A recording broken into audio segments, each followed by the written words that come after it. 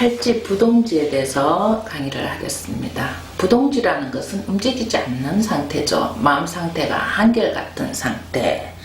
이런 상태에서는 부처님이 설법을 할 수 있는 단계입니다. 칠지에서는 성문영각처럼 설법을 듣고 깨달을 수 있는 단계였다면은 팔찌는 한 단계 위에 부동지, 내가 마음이 선하게 한결 부처 마음이기 때문에 설법을 할 수 있는 단계죠. 그래서 이 자리에 팔찌보살은 팔찌부터 간센보살이 된다, 이런 이야기도 있어요.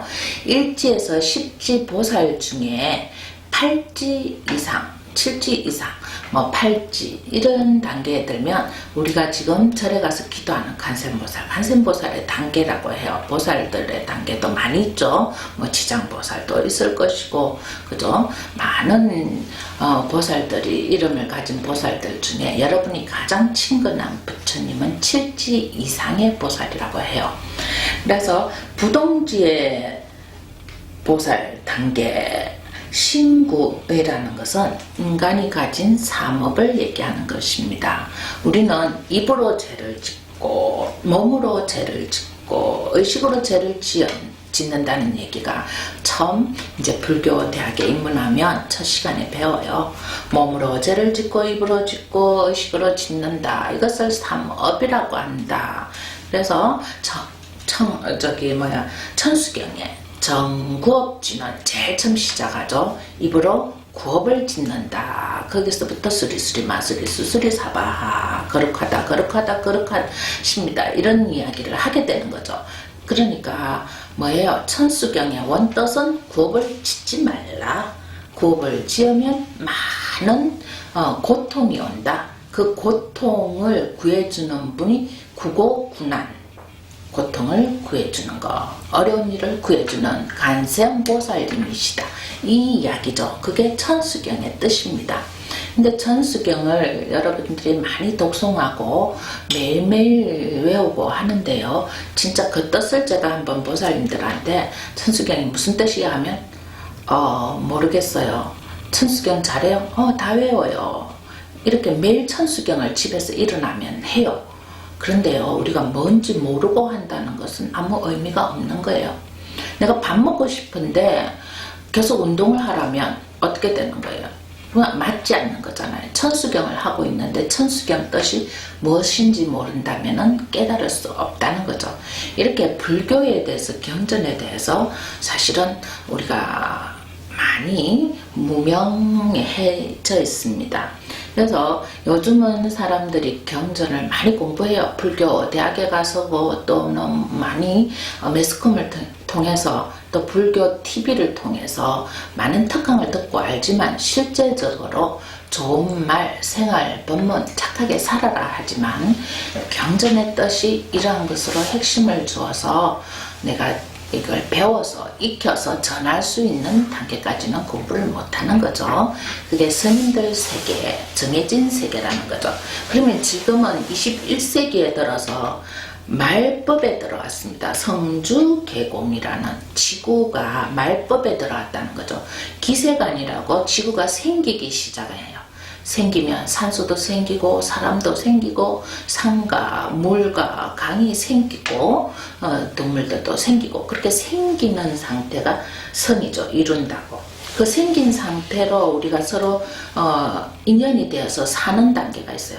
숲을 이루고 부락을 이루고, 예전에 또는 각각의 세계, 각각의 사회 단체를 이루고 이름, 성으로 옛날에는 살았다고 하죠. 이쪽에 사는 사람들은 성씨가 같아 해서 촌략을 이루고 살았, 그렇게 이루는 것이 성주의 주, 머무르다는 거죠. 그렇게 이루고 살다가 지금 21세기에는 파괴의 시대가 온 거죠. 개공입니다. 개의 시대에 말법 시대가 왔어요. 이게 왜 말법이라고 하냐면요, 지구가 지축이 흔들리고 지진이 일어나고 태풍, 쓰나미가 일어나면서 온난화나 많은 것으로 지구가 변행을 하고 있죠. 그죠? 요즘 인터뷰하다가 지진이 일어나서 어느 세계에서는 도시 반이 날아가고, 또는 땅이 이렇게 바로 이게 뭡니까? 이렇게 밑으로 빠지고 다리가 무너지고 하는 게 파괴되는 시절이죠. 그래서 우리 주위에서 우리는 모르고 살아가는 거예요. 그냥 부실공업이고 뭐 온난화 세상이 이러니까 뭐 남극 북극이 높고 이런 말로 우리가 방편을 써서 이야기를 하고 거기에 대한 대비를 하고 있지만 사실 부처님 당시에 이미 지구의 나이나 지구의 이런 진리를 말씀을 하셨다는 거죠. 그래서 어떻게 얘기했다면 성주개공으로 얘기했죠. 이루어지고 머물고 파괴되어서 공이 되는 이게 인간살이에요. 우리 사람도 마찬가지죠. 태어날 때 이루어지고 사람으로서 열심히 활동해서 머물다가 늙어서 노쇠해지고 그죠? 그러다 보면 죽음으로써 공으로 가는 게 이게 자연의 순리라는 거죠. 그 기간이 언제냐? 예수님은 2000년석이 2000년이라 하면 부처님은 불기 3000년이라는 수로 표현을 하셨지만 우리들이 어떤 마음을 가지고 선한 영향력으로 선하게 살 때는 그 수명도 길어지고 지구의 나이도 조금은 더 길어질 수가 있죠. 그런 거 마찬가지로 이 부동지의 선한 온통 선한 것, 악한 것이라고는 아무것도 없는 그 초월 상태까지 가면은 이런 성주개공의 이치나 우리 인간이 신구, 입으로 지었고 몸으로 짓고 의식으로 지은 이런 업 때문에 고통을 받고 또는 이제 생로병사의 허덕이다 간다는 사실을 부처님께서 깨달으셨죠. 그래서 이런 부동지의 지혜에 올라서야만 자연의 지 성주개공의 뜻을 알고 나의 몸과 입과 의식이 짓는 죄를 알고 그렇게 그런 것을 알아듣게 되고 부처님 설법을 그렇게 하면 이해가 가고 몸을 다스리게 되고 마음을 다스리게 되고 이것을 진실로 믿게 되는 거죠. 이런 단계가 보살의 지혜예요. 여러분이 꼭 보살 지혜에 올라가야 이걸 믿는 것이 아니고 지혜로운 사람은 이런 부처님의 설법이나 경전에 앞선 선지식들이 전해주는 말들을 방편으로 삼아서 깨닫게 되는 거죠. 이 깨닫게 되는 건 역시 자기가 전생에 그런 공덕이 있어야 되는 거죠. 윤회하고 윤회하는 속에 그것을 계속 불법에 인연이 되어서 걸어왔다가 오늘 이 시간 이 인연법을 만나서 내가 불시에 깨달을 수 있다는 거죠. 그렇게 깨닫다 보면은 이런 부동지의 세계를 믿을 수 있고 이것을 인정하고 그것을 수행하게 되는 거죠. 이런 단계는 어떤 풍경, 어떤 환경의 단계냐 하면요. 1100억 산매라는 게 있어요. 이런 단계 부동지의 세상에는요. 1100억이라는 이제 보살들이 각각 자기 자리에서 산매에 들어간대요. 그러니까 우리가 학교에 가면 뭐 몇십 명, 몇백 명이 각각 교실에 앉아서 수업 시간에 맞춰서 첫째, 둘째, 셋째 시간에 맞춰서 공부에 집중하는 시간이 있잖아요.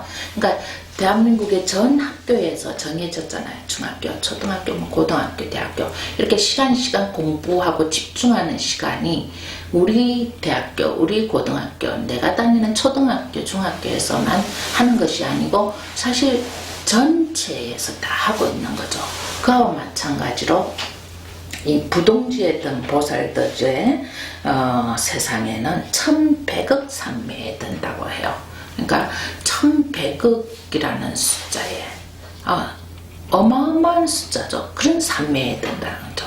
그러니까 한 번 들고 두 번 들고 세 번 들고 1100억 번 산매에 또 들고 산매에서 깨치고 일어나면 또 산매에 든다는 거죠.